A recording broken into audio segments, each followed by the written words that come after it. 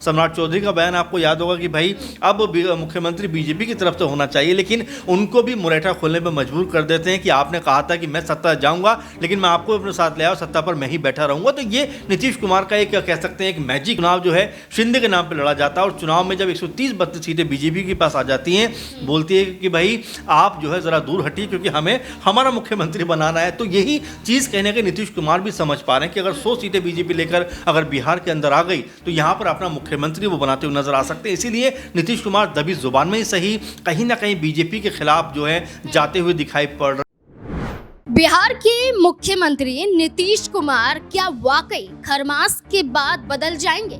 क्या नीतीश कुमार खरमास के बाद एक बड़ा फैसला लेंगे? क्या भारतीय जनता पार्टी के साथ अपना गठबंधन तोड़ देंगे?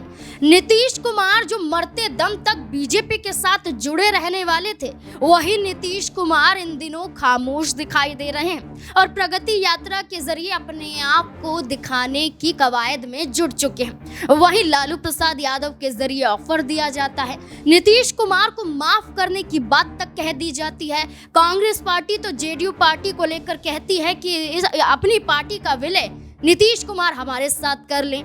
वहीं देखा जाए तो भारतीय जनता पार्टी के तहत नीतीश कुमार के चेहरे पर कोई फैसला नहीं लिया जाता है। वहीं नीतीश कुमार की खामोशी के बावजूद केंद्रीय मंत्री और मुंगेर से जेडीयू पार्टी के सांसद ललन सिंह उनकी खामोशी को देखते हुए कई सवालों के जवाब देते हैं, मानो कि नीतीश कुमार का बचाव कर रहे हो, मानो कि भारतीय जनता पार्टी को यह दिखाने की कोशिश कर रहे हैं कि नीतीश कुमार कुछ नहीं करने वाले हैं, लेकिन पर्दे के पीछे नीतीश कुमार एक बड़ी रणनीति इख्तियार कर रहे हैं। अब कई बड़े सवाल जुड़ जाते हैं कि क्या वाकई नीतीश कुमार फैसला लेते हुए नजर आएंगे। देखिए, जिस खरमास को लेकर हम चर्चा कर रहे हैं वो 14 जनवरी तक है और 15 जनवरी से एक नए दौर, एक नए दिन की शुरुआत, और देखना होगा कि नीतीश कुमार क्या करने वाले हैं। मेरे साथ मेरे वरिष्ठ सहयोगी अमन सर हैं। सर, क्या लगता है बिहार की राजनीति में लगातार नीतीश कुमार आए दिनों चर्चाओं का विषय बन जाते हैं, दिल्ली पहुंचते हैं, पटना पहुंचते हैं, राजभवन पहुंचते हैं, नीतीश कुमार ही दिखाई दे रहे हैं, लेकिन नीतीश कुमार खामोश हैं। क्या लगता है नीतीश कुमार बड़ा खेल करने वाले हैं? देखिए, शुरू में आपने कहा कि नीतीश कुमार कभी भी पलटी मार सकते हैं और ये जो आसार हैं वैसे लगते भी हैं, क्योंकि उनके बारे में कहा जा सकता है कि तेरे वादे पे अगर यकीन होता तो खुशी से मर ना जाते। यानी कि जिस तरह से कभी यहाँ कभी वहाँ, कभी वहाँ कभी यहाँ, और ये स्थिति लगातार आप देख रहे हैं 10 साल से देखने को मिल रही है कि अगर बीजेपी के साथ है तो बीजेपी की सी बात करते हैं, आरजेडी के साथ है तो उनकी जैसी बात करते हैं। लेकिन यहाँ मैजिक की बात यह है कि इन सब के बावजूद मुख्यमंत्री नीतीश कुमार ही बन जाते हैं, क्योंकि दोनों दलों की बात करें, बीजेपी और आरजेडी की, दोनों के पास कह सकते हैं कि लगभग उनसे दोगुनी सीटें हैं। लेकिन मुख्यमंत्री की जहां बात आती है नीतीश कुमार कहते हैं कि भाई वो तो मैं ही रहूंगा। सम्राट चौधरी का बयान आपको याद होगा कि भाई अब मुख्यमंत्री बीजेपी की तरफ से होना चाहिए, लेकिन उनको भी मुरेठा खोलने पर मजबूर कर देते हैं कि आपने कहा था कि मैं सत्ता जाऊंगा लेकिन मैं आपको अपने साथ ले आऊँ, सत्ता पर मैं ही बैठा रहूंगा। तो ये नीतीश कुमार का एक कह सकते हैं एक मैजिक है, जो राजनीति के जादूगर कहे जा सकते हैं इस पूरे मामले पे, कि 18-20 साल से लगातार बिहार के मुख्यमंत्री हैं। तमाम कह सकते हैं कोशिश हुई, तमाम जोर आजमाइश हुई, लेकिन उसके बावजूद भी नीतीश कुमार को पद से हटाया नहीं जा सका। और जिस तरह का आपने एक बात कही है कि भाई क्या यहाँ पर लालू यादव के जो ऑप्शन है उसके ऊपर कोई वो जो ऑफर दिया है उसके ऊपर क्या कोई उनका सहमति आ सकती है। लेकिन आजमीन, जाहिर बात है राजनीति का मकसद यही होता है किसी भी तरह से सत्ता के अंदर बना जाए, रहा जाए और अपने आप को ताकतवर बनाया जाए। आप देखिए कि जो नीतीश कुमार है उनको ये पता है कि बीजेपी हमेशा ऐसा करती है कि जब तक उनका हित साधा हुआ होता है तब तक तो आपको साथ लेकर चलती है, लेकिन जैसे ही आपसे उनका मतलब निकलता है आपको दूध में पड़ी मक्खी की तरह बाहर कर देते हैं। शिंदे का एग्जाम्पल आप ले सकते हैं, दुष्यंत चौटाला के बारे में आप बात कर सकते हैं, इवन की पशुपति पारस के बारे में आप बात कर सकते हैं। तमाम ऐसे नाम हैं और बल्कि इनके अलावा भी कई सारे ऐसे नाम हैं जो बीजेपी की कह सकते हैं मार को अभी तक सह नहीं पाए हैं, उनका कोई अस्तित्व बचा नहीं। आप देखिए दुष्यंत चौटाला की बात करें, 1% से भी कम वोट उनके पास आए।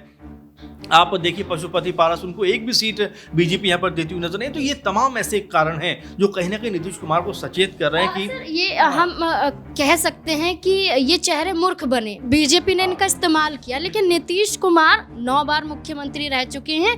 क्या नीतीश कुमार को इस्तेमाल करना बीजेपी के लिए आसान होगा? देखिए, बिल्कुल पॉलिटिकल मूर्ख तो बनाया, ये तो बात हम कहेंगे कि राजनीतिक मूर्ख उन्होंने बनाया है। और जाहिर बात है कि शिंदे की अगर हम थोड़ा इसमें चर्चा कर लें कि शिंदे कह सकते हैं कि जिस तरह शिवसेना टूट कर आते हैं कहीं बीजेपी हाथों हाथ लेती है कि भाई आपसे बड़ा नेता कोई नहीं है, आप बहुत बेहतर आदमी हो, 103-4 सीटें बीजेपी के पास होती हैं, लेकिन उसके बावजूद भी शिंदे जी को मुख्यमंत्री बना दिया जाता है। लेकिन जैसे ही बीजेपी के पास चुनाव होते हैं और पूरा चुनाव जो है शिंदे के नाम पर लड़ा जाता है और चुनाव में जब 130-32 सीटें बीजेपी के पास आ जाती हैं, बोलती है कि भाई आप जो है जरा दूर हटिए क्योंकि हमें हमारा मुख्यमंत्री बनाना है। तो यही चीज कहने के नीतीश कुमार भी समझ पा रहे हैं कि अगर 100 सीटें बीजेपी लेकर अगर बिहार के अंदर आ गई तो यहाँ पर अपना मुख्यमंत्री वो बनाते हुए नजर आ सकते हैं। इसीलिए नीतीश कुमार दबी जुबान में ही सही कहीं ना कहीं बीजेपी के खिलाफ जो है जाते हुए दिखाई पड़ रहे हैं। और देखिए जिस तरह प्रगति यात्रा के जरिए कहने का अपना एक माहौल बना रहे हैं, वो ये भी बताना चाहते हैं कि भाई बिहार के अंदर कहीं मेरी जो अहमियत है वो कम ना हो जाए, क्योंकि अगर लोकसभा चुनावों पे हम जाएं तो वहां पर अगर 12 सीटें लोकसभा की अगर बीजेपी को मिली है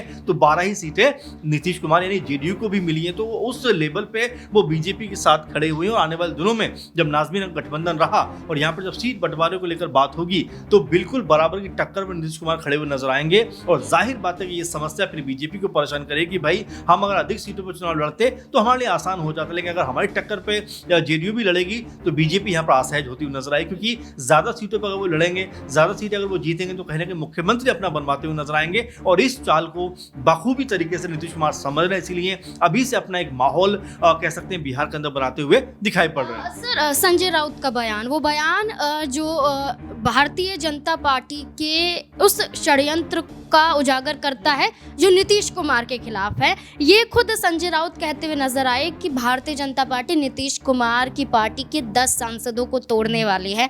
क्या नीतीश कुमार के 10 सांसदों को तोड़ने वाली है? तो क्या बीजेपी को इस बात का डर था कि चलिए बिहार में तो एक खेला हो रहा है, लेकिन बिहार के साथ साथ केंद्र की राजनीति में भी बीजेपी को खतरा है? स्पष्ट बात है नाज़मीन की अगर हम देखें सीटों के हिसाब से भी देखें तो नीतीश कुमार के पास 12 सीटें आती हैं। और देखिए लोकसभा में जो हालत, जो केंद्र सरकार में बीजेपी की हालत है वो उस लेवल पे नहीं है कि अपने बूते वो सरकार में रह पाए। अगर यहाँ से 12 सीटें बीजेपी के पास कम हो जाती हैं तो आप ये मानकर चलिए कि बीजेपी के पास अभी 92 सीटें हैं और 12 सीटें कम होती है तो 80 पे आ जाएंगे। इसके अलावा मान लीजिए जो चंद्रबाबू नायडू हैं अगर वो नाराज हो गए तो यहाँ बीजेपी के लिए मुश्किल बात यही है कि भाई कहीं वो अल्पमत में ना आ जाए, इसीलिए नीतीश कुमार को मना कर लेके चल रहे हैं। और जैसा आपने कहा कि 10 सीटें टूटने की बात है तो यहाँ ललन सिंह जो है वो एक बड़ा नाम और एक बड़ा एंगल साबित हो सकते हैं, क्योंकि बीजेपी को पता है कि हर मोहरे को कैसे फिट करना। आप देखिए ललन सिंह को जिस तरह से उन्होंने तवज्जो अधिक देना शुरू कर दी है, कई जगह खबरें ऐसी हैं कि ललन सिंह पार्टी में बड़ी टूट फूट करा सकते हैं, पार्टी को 2 हिस्सों में बांट सकते हैं। और बीजेपी के लिए मैं फिर कहूंगा